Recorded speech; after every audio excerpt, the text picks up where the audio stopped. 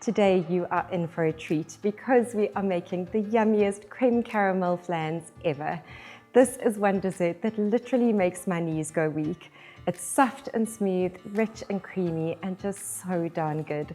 When my husband and I first got married, this was a weekly indulgence. And so this week we are celebrating our 18th wedding anniversary. Yes, a whole 18 years. I thought I'd take a little trip down memory lane and make some crème caramel flans for us. And this is what you'll need. For the caramel sauce, 3/4 of a cup of caster sugar and 1/4 cup of water. And for the custard creme, a cup each of milk, evaporated milk and whipping cream, 2 eggs plus 3 egg yolks, 1/2 cup of caster sugar and 2 teaspoons of vanilla essence. As always, you can grab the print-friendly version from the description. If you haven't made these before, this is probably one of the most satisfying desserts to make because when you plate it and turn it upside down and all that lovely caramel sauce releases, it is just so satisfying. So it's really not that difficult at all. In fact, the caramel sauce is probably the hardest part because working with sugar can be quite tricky, but I do have some really good tips and pointers for you. So first off, pop your oven onto 150 degrees Celsius or 300 Fahrenheit, and you'll need 6 little ramekins or some oven-proof bowls like these. And then you are also going to need either a roasting pan or an oven dish like this that's big enough to accommodate your 6 ramekins because they are going to be baked in a water bath.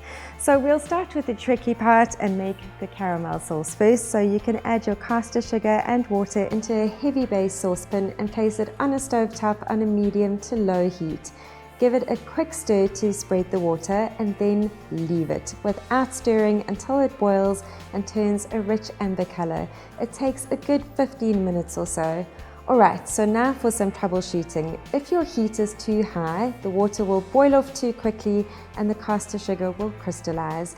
This happens often, but all is not lost. If it does happen to you, leave it on the stove until all the water has boiled off and it becomes a powdery sugar again. Then add about 3/4 of a cup of water, turn your heat to medium-high and boil it until it loses about half of its volume. Then turn your heat to medium and continue boiling until it turns a rich amber color.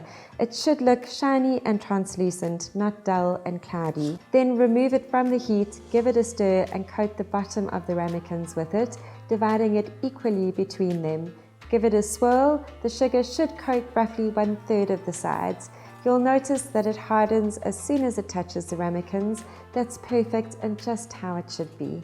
And then you can set those aside to cool and we can make our custard creme. So you can start by adding your milk, evaporated milk and whipping cream into a pot and pop it on a medium heat on a stove top, allowing it to heat just to the point where it begins to simmer. While the milk is heating, place your eggs and egg yolks, caster sugar and vanilla essence into a mixing bowl and whisk them by hand to combine. Once your milk has heated, remove it from the heat and slowly pour the egg mixture into it, whisking while it's added. Once combined, strain the custard through a sieve to get any little bits of egg that haven't broken down, and then place roughly 180 ml of custard into each ramekin.